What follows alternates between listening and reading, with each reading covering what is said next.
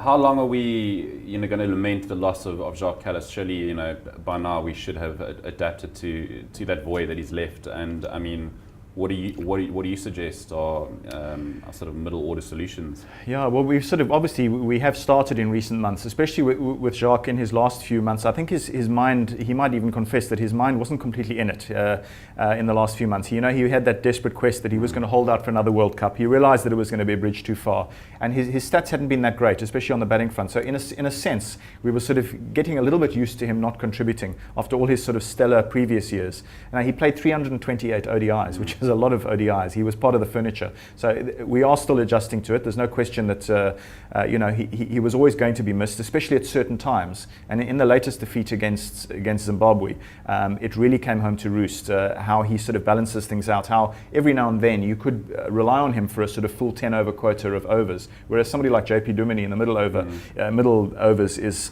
he's a kind of all-rounder in the sense that you're more likely to get 5 overs out of him than you are 10. Whereas with Kallis, there was just that more of a feeling that if necessary, you could get a fuller shift of bowling out of him. So rebalancing is difficult because JP I don't think he's quite capable of bowling 10 overs, which tells you that they've got to try and get a player in who's perhaps a batsman who can bowl a bit. We don't have too many of those. You have to revisit names like perhaps Fahad Behardine, who's played 11 ODIs on and off sporadically, sometimes looked a little bit decent, sometimes bowled a few little wobbly medium paces that have just taken the pace off the ball quite nicely. Maybe there's a little bit of a role for him there. Maybe he can share a quota of overs with somebody like Duminy, where they go 5-5 or 6-4 to complete a necessary sort of 10 over quota of overs. But it's a tricky one. Guys don't exactly sort of jump out. If you look at the South African A side that's been in action most recently, they've had to look at people like Justin Ontong, but he's of course more of a spinning all-rounder. And do we need another spinning all-rounder? I'm not so sure, because you've got JP to do that role.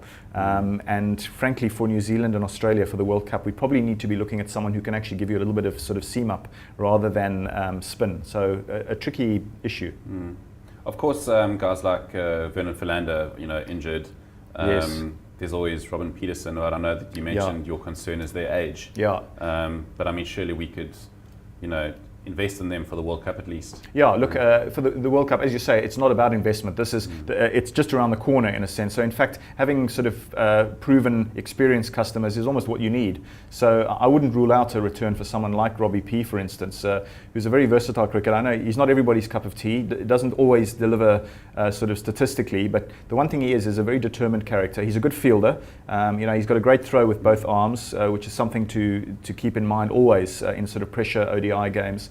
He's also the sort of guy who you can use as a sort of rotational pinch hitter.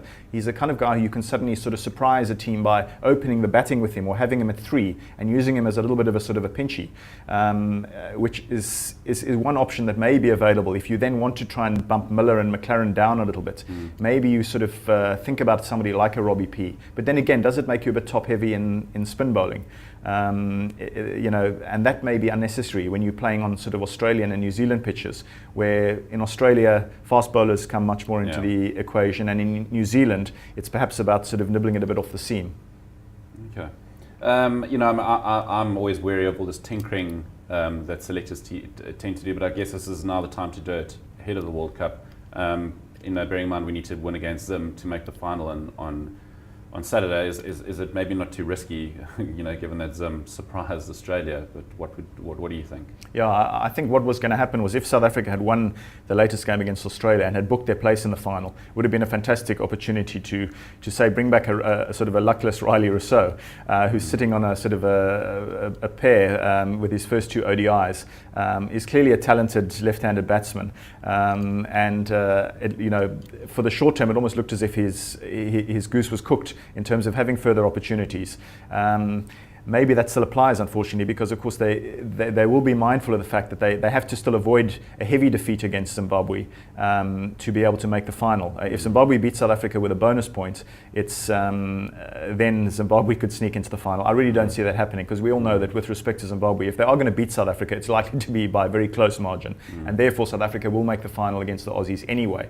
So yes, they might be brave and do a little bit of experimentation, perhaps sort of reintroduce Riley Rousseau, fiddle around a bit with some of the other bowling options. I don't know, but they'll have to a little bit of mulling over to do, considering the extent of the defeat against the Australians.